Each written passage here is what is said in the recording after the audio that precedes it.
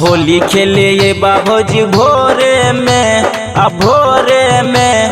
रंग देबा चोली दुनु घोरे में रंग देबा चोली दुनु घोरे में होली खेले ये बाबूजी भोरे में भोरे में रंग देबा चोली दुनु घोरे में रहियो ने भैया के जोरे में जोरे में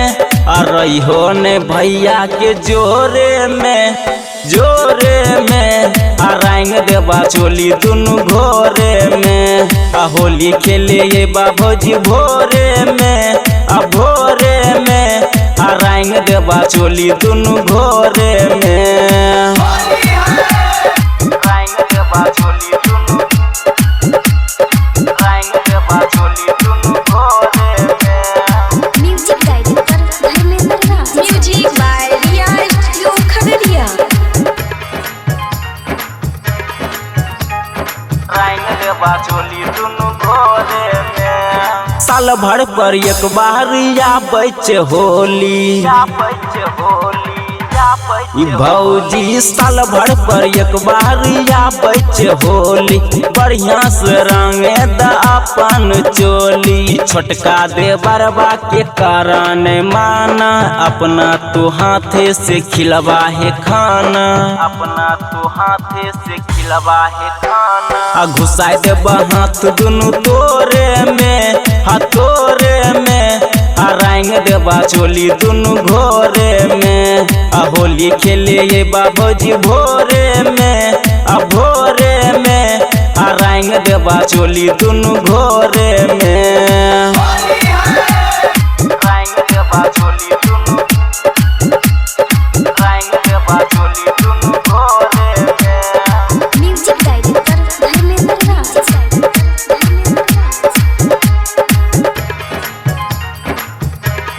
रंग देबा चोली दुनु घोरे में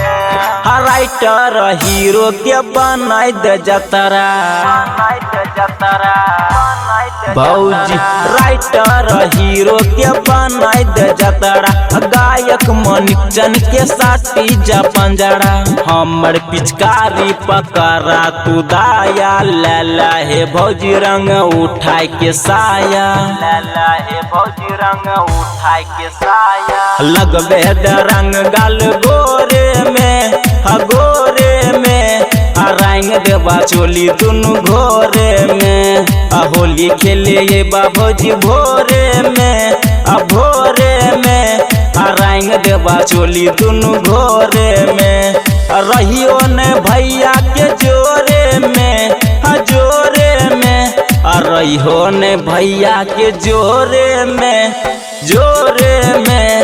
रंग देबा चोली दुनु घोरे में होली खेले ये बाबूजी भोरे में